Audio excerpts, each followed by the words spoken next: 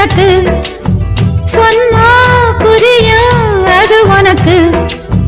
கூட்டல் பெருக்கல் வகுத்தலுக்கு கூடும் நேரம் வழி இருக்கு. இருக்கிற நாள இருவரும் சேர்ந்து இணைபிரியாம கழிச்சிட வேணும். ஏதோ ஏதோ சொல்ல தோணும். அட உன்னோட உன்னான மூணாகும். அது இப்போதும் எப்போதும் தேனாகும்.